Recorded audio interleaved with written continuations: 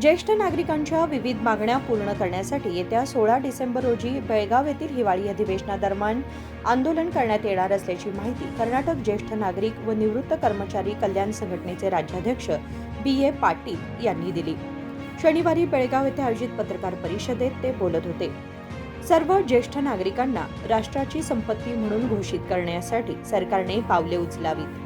आर्थिकदृष्ट्या दुर्बल ज्येष्ठ नागरिकांना दरमहा 10,000 रुपयांचे वृद्धापकाळ निवृत्ती वेतन द्यावे, तसेच ज्येष्ठ नागरिकांसाठी स्वतंत्र मंत्रालय, मंत्री आणि स्वतंत्र अर्थसंकल्प सादर करावा अशी मागणी त्यांनी केली।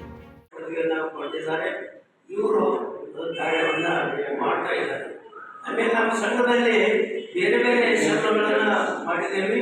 ಒಂದು ರೈತರ ಶಾಲೆ ಇದೆ, ರೈತ ಹಿರಿಯ ನಾಗರಿಕರ ಅವರ ಅಧ್ಯಕ್ಷ ಇವತ್ತು ಬಂದಿಲ್ಲ। ಅವರು ಡಾಕ್ಟರ್ ಡಿ.ಟಿ. ಪಾಟೀಲ್ ಅಂತ ತಿಳ್ಕೊಂಡು ಕೃಷಿ ಯೂನಿವರ್ಸಿಟಿಯಿಂದ ಡಾಕ್ಟರೇಟ್ ಕೊಡುವಂಥವರು ಅವರಿದ್ದಾರೆ। ಮಹಿಳೆಯರ ಶಾಲೆ ಇದೆ, ಆಮೇಲೆ ನಿವೃತ್ತ ಸರ್ಕಾರಿ ನೌಕರರ ಶಾಲೆ ಇದೆ।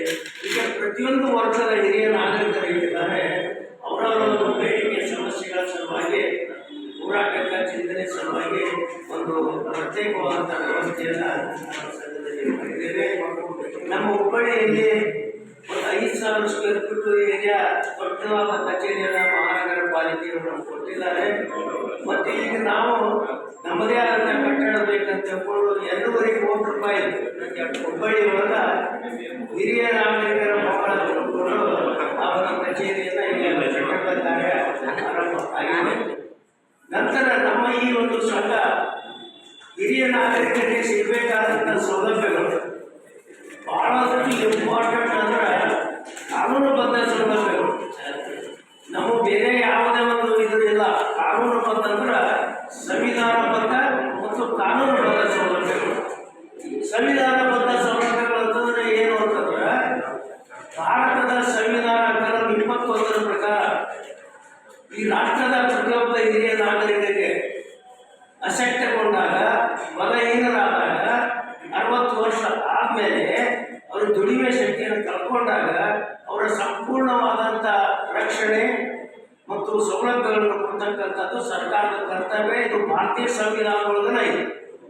ಆದರೆ ನಮ್ಮ ದುರ್ದೈವಿಕ ಸಂವಿಧಾನ ಹುಟ್ಟಿ 75 ವರ್ಷ ಆದರೂ ಸರಿಯಾಗಿ ನೋಡಿಲ್ಲ, ಯಾರು ಹೋರಾಟ ಮಾಡಿಲ್ಲ। ಸರ್ಕಾರ ಇದರ ಸಲುವಾಗಿ ಕೇವಲ ಕಂಡುಬರ್ತಕ್ಕಂಥ ಒಂದು ತಂತ್ರ ಮಾಡಿ 2007 ಹಿರಿಯ ನಾಗರಿಕರ ಕ್ಷೇಮಾಭಿವೃದ್ಧಿ ಕಾನೂನು ಅಂತ ಒಂದು ಜಾರಿ ಮಾಡಿದ್ರು 2007 ಈ ಕಾನೂನು ಜಾರಿಯಾಗಿ 16 ವರ್ಷ ಐತಿ। ಈ ಕಾನೂನುಗಳಿಗೆ ಏನೈತಿ, ಏನು ಮಾಡಬೇಕು, ಏನು ಸೌಲಭ್ಯ ಕೊಡಬೇಕು ಅಂತ ಬಹುಶಃ 75% ಹಿರಿಯ ನಾಗರಿಕರು ಗೊತ್ತಿಲ್ಲ। ನಮ್ಮ ದುರ್ದೈವದ ನಮ್ಮ ಆಟಕ್ಕಂಥ ಎಲ್ಲೆಲ್ಲಿ ಶಾಸಕರು, ಸಚಿವರಿಗೆ ಕೂಡ ಈ ಕಾನೂನು ಬಗ್ಗೆ ಸರಿಯಾದ ಅರಿವಿಲ್ಲ। निवृत्त राज्य सरकारी कर्मचाऱ्यांना मिळायच्या 7व्या वेतन आयोगाचा दुसरा टप्पा तात्काळ जाहीर करावा अशी मागणीही त्यांनी केली। राजशेखर हिरेमठ, KMM मराठी, बेळगाव।